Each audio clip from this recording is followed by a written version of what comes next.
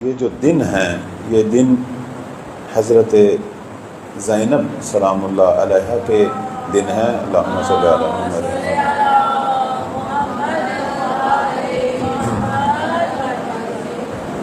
میں اس عالی مقام بی بی کے چند جملے جو اہم ترین جملے ہیں، یعنی ویسے تو ان کے بہت سارے میری آقا ذاتی کے خطبات ہیں، لیکن بی بی سیدہ کے چند جملے جو بہت اہم ہیں وہ میں آپ کی خدمت میں بیان کروں گا تھوڑی سی تشریح کے ساتھ۔ دیکھیں، یہ بہت بڑا جو قیام تھا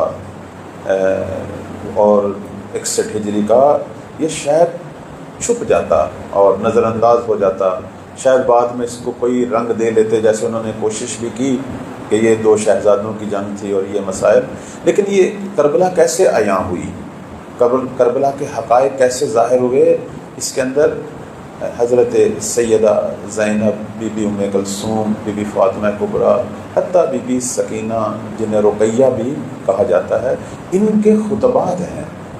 اور یہ وہ حقیقت ہے جس نے خاتون کا کردار اور بالخصوص یہ بہت بڑا واقعہ جو ہے اس کی نورانیت کو اور اس کی تجلیات کو قیامت تک دنیا کے لیے جو ہے وہ واضح کیا۔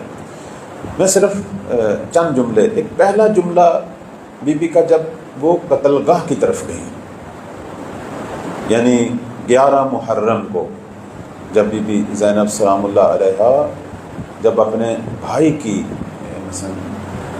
لاش پہ جاتی ہیں، اور آپ نے وہ مصائب تو سنے ہوں گے، میں مصائب نہیں پڑھ رہا، صرف میں ایک حقیقت کی طرف اشارہ کرنا چاہتا ہوں۔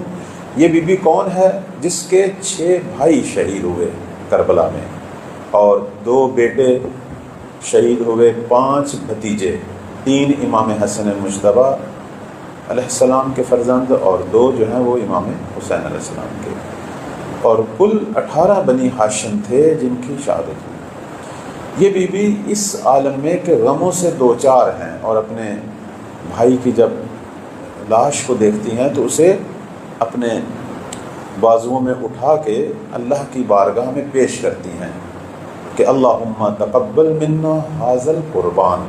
یہ پہلا جملہ ہے، کہتی ہیں پروردگارہ یہ قربانی اپنی بارگاہ میں قبول کر۔ آپ ملاحظہ فرمائیں کہ یہ کتنی عظمت اور صبر کی مالک تھی علی کی بیٹی، کہ جو اتنا کچھ فدا کر کے اپنے بھائی کے لاشے کو، اور لاشے کی حالت بھی ناقابل بیان، اور اللہ کی بارگاہ میں کہہ رہی ہیں کہ پروردگارہ یہ تیری خاطر قربانی تھی اور تو قبول کر۔ اس سے حضرت زینب سلام اللہ علیہ کی توحید اور عبودیت کا ہمیں درس ملتا ہے۔ دیکھیں خواہران، پہلی چیز ہمارے اندر ہماری توحید ہے، ہماری عبودیت ہے۔ ہم اپنے آپ کو ہمیشہ پروردگار کے اختیار میں قرار دیں۔ من کان للہ کان اللہ لہ، جس نے اپنے آپ کو اللہ کے سپرد کر دیا، اللہ بھی پھر سب کچھ اسے دیتا ہے۔ اب آپ دیکھیں کہ بی بی نے وہاں رب کو یاد کیا اور کہا پروردگارہ یہ تیرے لیے تھا، تیری خاطر اٹھے تھے اور یہ سب کچھ تیرے لیے تھا۔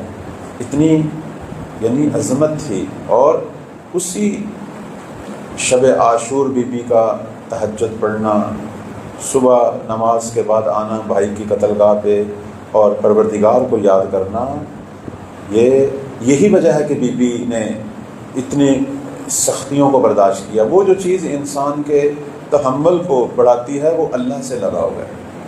خود امام حسین علیہ السلام بھی آخری سجدے میں جب وہ ملعون وار کر رہا تھا، اس وقت ان کی زبان مبارک پر بھی یہ شعر ہے، یعنی مناجات ہیں جو اشعار کی شکل میں مولا نے پیش کی کہ ترکت الخلق طرًا فی ہواک، اے پروردگار میں تیرے عشق میں، تیری محبت میں پوری دنیا کو چھوڑ کے آ رہا ہوں۔ اے تمت العیال لقے اراکا، مجھے پتہ میرے بچے اسیر ہو جائیں گے، میرے خاندان پہ پتہ نہیں بعد میں کیا ظلم ہوگا، لیکن اے پروردگار مجھے تیری زیارت چاہیے، میں سب کچھ جو ہے وہ اسیر کر کے، یتیم کر کے میں تیری طرف آ رہا ہوں۔ ایسا ان کے یعنی آخری جو امام حسین علیہ السلام کا زمزمہ ہے اس کو آپ ملاحظہ فرمائیں، یعنی ہمیں سب سے پہلا اور بڑا درس عبودیت کا ملتا ہے۔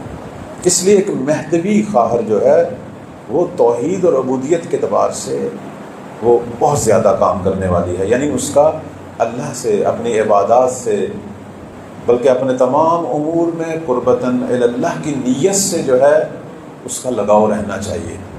یعنی ہماری زندگی کے اندر جتنے بھی کام ہوں وہ قربتاً اللہ ہوں۔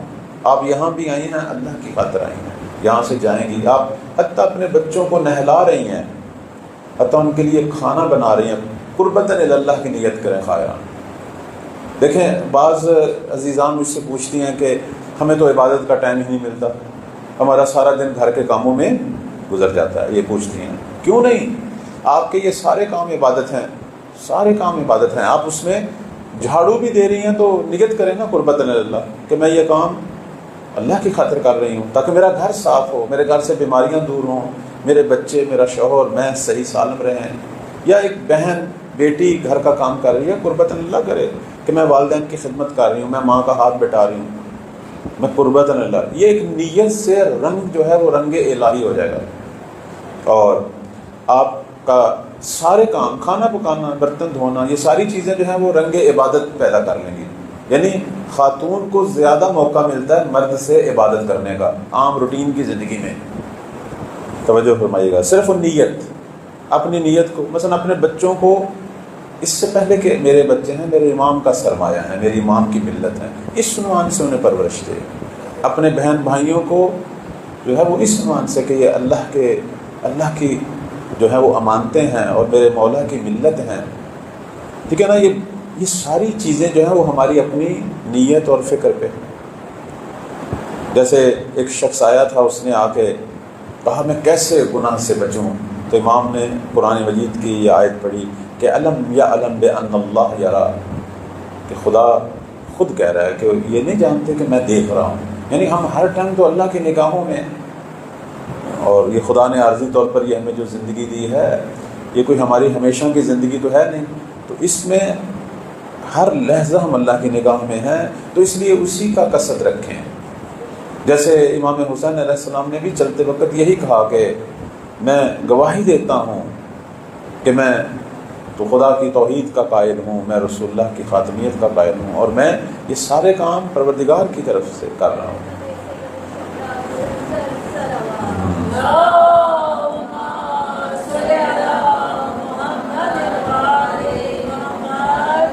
یہ جو ان کے فرامین میں ہے کہ شاء اللہ ان یرا کا قتیلا، کہ پیغمبر اسلام نے مجھے خواب میں کہا میرے نانا نے کہ آپ جو ہیں کربلا کی طرف جائیں، چونکہ اللہ یہ چاہتا ہے کہ آپ اس کی راہ میں شہادت پائیں۔ یعنی سفر کا آغاز حکم خدا سے ہے۔ امام حتیٰ جب علی اصغر کی شہادت ہوئی ہے، امام حسین علیہ السلام کے لیے سب سے بڑا صدمہ وہ 6 ماہ کے بچے کی شہادت تھی، اور اس وقت امام اللہ سے گفتگو کر رہے تھے، کہہ رہے تھے پروردگارا چونکہ تو دیکھ رہا ہے اس لیے میں اسے تحمل کر رہا ہوں۔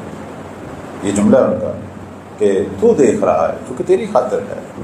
انسان کا تحمل اس وقت بڑھتا ہے جب وہ اللہ سے دور لگائے، اپنے امور کو خدا سے جو ہے وہ